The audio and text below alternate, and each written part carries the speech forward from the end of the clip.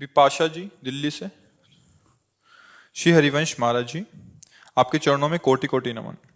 गुरुदेव, मेरे हॉस्टल में मेरे साथ वाले कमरे में रह रही मेरी एक सहपाठी ने 6 दिन पहले अपने शरीर को नष्ट कर लिया। उसके बाद से ही एक भय सा रहता है कि बच्चा, हम वैसे इस विषय पर बोलना नहीं चाहते क्योंकि हमारा ये विषय नहीं है और हमसे संभलने वाला भी नहीं। कलिकाल का ऐसा विकराल रूप है। पर हम चाहते जरूर हैं कि हमारी बात अगर कानों तक पहुंच जाए और मान ले तो बच जाए। हमारे बच्चे अब बिगड़ने के मार्ग में खड़े हो चुके हैं क्योंकि ना तो शास्त्र मानते हैं और ना अपने बुजुर्गों की बात मानते हैं, माता पिता बाबा दादा, अच्छा, और ना उनके संतों पर श्रद्धा है क्योंकि बचपन से ऐसे सीरियल देख रहे हैं। अब आजकल सीरियल में किसी भी नौटंकी नाटक में, फिल्म में जो संत दिखाया जाता है वो ऐसा दिखाया जाता है कि ऐसा कोई पापी नहीं होगा जैसे वो पाप करते हैं। बेविचार, वो ड्रग्स वो बेचते हैं, छल कपट सब ऐसा दिखाया जाता है। तो ऐसा होता भी होगा क्योंकि दोनों पक्ष हैं। अगर असली नोट है तो नकली नोट भी है, अगर नकली है तो उसका असली भी तो होगा, क्योंकि अगर असली कॉपी नहीं हुई तो नकली कॉपी कैसे हो गई। तो जब तक संतों की बात, शास्त्र की बात और पूज्य जनों की बात नए बच्चे नहीं मानेंगे तो उनको ये ज्ञान नहीं कि मेरा हित किस में है। अच्छा, मन जो है ये बेईमान बहुत जन्मों से बेईमानी करता आ रहा है। अब नए नए बच्चे हैं, उनके सहपाठी जो हैं, चाहे वो बच्ची सहपाठी हो चाहे बालक सहपाठी हो, उनको ऐसा संग मिला है, मोबाइल का रंग और भारी कुसंग। अब उनको ये लगता है कि इंद्रियों के द्वारा मनोरंजन करना कोई खास बात नहीं, कोई पाप नहीं, कोई अपराध नहीं और शासन कोई नहीं। भाई, आप अगर बालिक हैं, आपका मन है, आप गलत कर सकते हैं। अगर कोई पूछता है तो आप कह सकते हैं सरकारी पास है, ये बात पास है, आप बालिक हैं, आप हमारे पास शासन का, हम दोनों राजी हैं, आप क्या करोगे। अच्छा, उस समय तो राजी हो गए और तब तो है नहीं, सुख है नहीं इस विषय में। फिर जब देखा कि हम जिसके लिए राजी हुए थे वही हमारा नहीं हुआ, अब क्या करें। अब उसको भय लगा कि अगर ये बात माता पिता जान जाएंगे तो क्या होगा। अब सामने वाला उसको ब्लैकमेल कर रहा है कि हम वीडियो भेज देंगे। उसको लगता है मर जाओ तो अच्छा है, नहीं हम क्या जवाब माता पिता को देंगे, क्या लोक में देंगे। और ऐसे बहुत से बच्चे अपनी जान को नष्ट कर देते हैं। उनका विवेक है नहीं, ज्ञान जागृत नहीं है और गलती हो गई है और वो सामने वाला उसकी गलती को प्रकाशित करने की धमकी देकर उसका प्रयोग कर रहा है, बहुत बुरी तरह प्रयोग कर रहा है। कई लोग प्रयोग कर रहे हैं। अब वो क्या करे, फिर से एक ही उपाय उसको नजर आता है, क्योंकि ज्ञान नहीं है ना, आत्महत्या कर ले। या वो विरोध पे उतरी तो काट के फेंक दिया, जला दिया, मार दिया। अब कैसे समझाएं बच्चों को कि आप अपने माता पिता के अनुशासन में रहिए, तो कहेंगे कि स्वतंत्रता छीनी जाती है। भला कोई भी माता पिता अपने बच्चों को, वो बहुत ही दुष्ट होगा तो बात अलग, नहीं, अपने बच्चों का शोषण नहीं करेगा। वो यही सोचेगा मेरा बच्चा सुखी रहे ना। अब हम कैसे समझाएं, आज का समय ऐसा चल गया कि हमारी बात नहीं मानी जाएगी। ये हम कहते हैं दोस्त बनाना पाप नहीं है, दोस्त बनाओ। लड़की लड़की को भी दोस्त बना सकती है, लड़के लड़की को भी दोस्त बना सकते हैं। अपने लोग पढ़े हैं, स्कूल में पढ़े हैं, बच्चे बच्चियां सब साथ खेल रहे, कबड्डी खेल, पर दुर्व्यवहार गलत, वासना तो गलत है ना। भाई, मित्रता कर लो, लेकिन मित्रता का परिणाम ये थोड़ी कि आप अपने धर्म को भूल जाओ, अपने कर्तव्य को भूल जाओ। आपका शरीर माता पिता के अनुशासन में है, आप उसको भी भूल जाओ, मनमानी स्वेच्छाचार करो, तो अब आपको पता नहीं कि सामने वाला कितना कपट रखकर आपको फंसा रहा है। ये और बढ़ेगा जब तक आप हमारी बात को समझेंगे नहीं, शास्त्र की बात को नहीं समझेंगे, अपने बुजुर्ग माता पिता की बात नहीं समझेंगे। इनसे गलत नहीं होगा। बच्चों को जब माता पिता डांटते हैं तो उनको लगता है हमारे दुश्मन है, नहीं, यही बात है, यही गलती है। अब माता पिता भी क्या करें, तुम्हारे सुख के लिए तुम्हें पैसा दे दिया, तुम्हें अच्छी जगह पढ़ा लिखा रहे, लेकिन आप अपने कर्तव्य बिगाड़ लो। छोटे छोटे बच्चे हैं, मदिरा पीते हैं, शराब पीते हैं, छोटे छोटे बच्चे हैं, गंदे आचरण करते हैं। कैसे, मतलब कैसा जीवन होगा। मरा हुआ जीवन, किस तरह का जीवन रहेगा।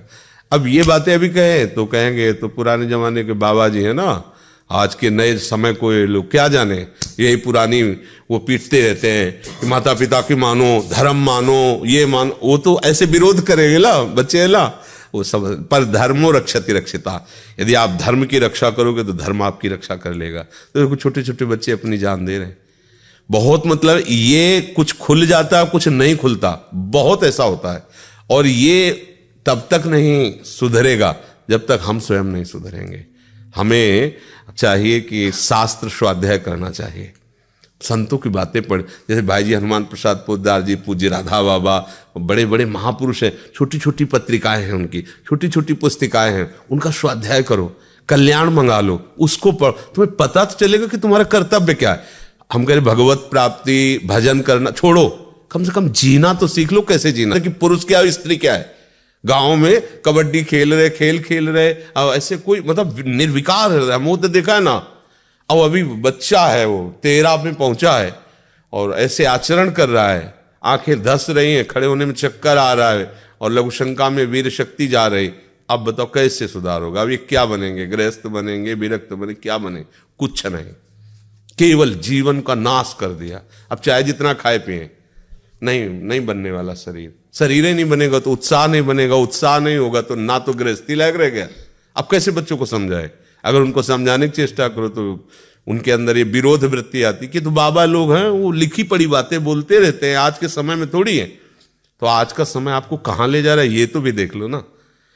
अगर माता पिता के द्वारा सम्मानित होकर के भगवद आराधन, देवी देवताओं की पूजा, वेद मंत्रों का उच्चारण करते हुए ब्याह होता था तो लड़की आजीवन दुख सुख झेलकर अपने पति का पोषण, परिवार का पोषण, एक सदगृहस्थ होती थी।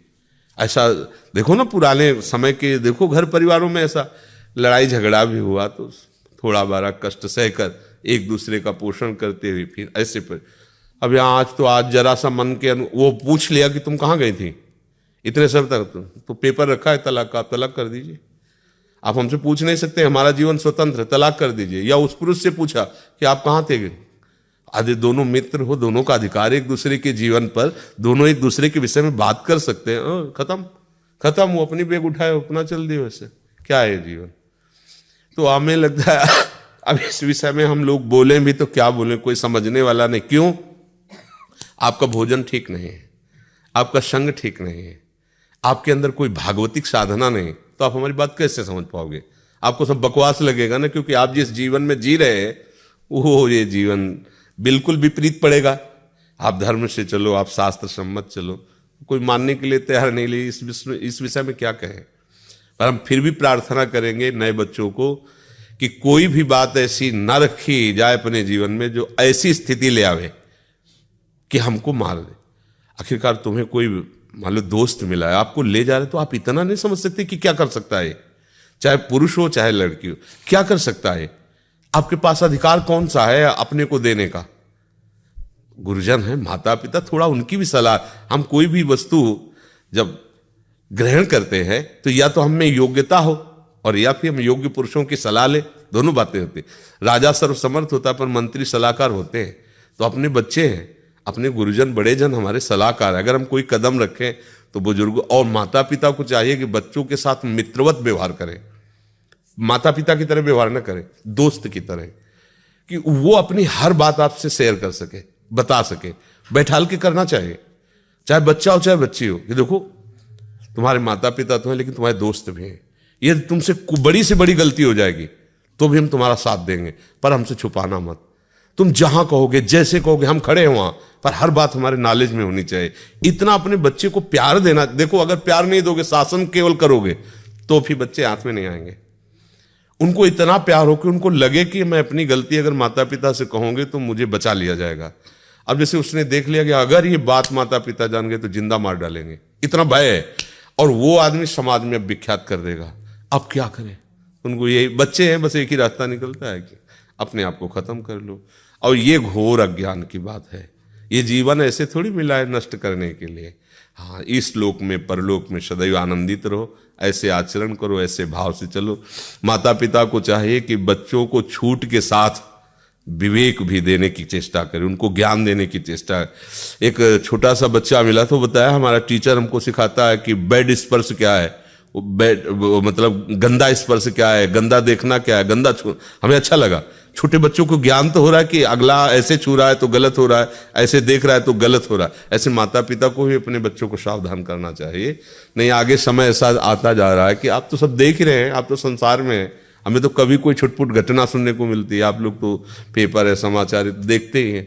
और नए बच्चों में क्या है कि एक नवीन जीवन मिला है तो उनको मनमानी करने के लिए अच्छा लगता है, उनको लगता है हमारे मनमानी पे कोई शासन न करे, और शासन के बिना ठीक नहीं रहेगा।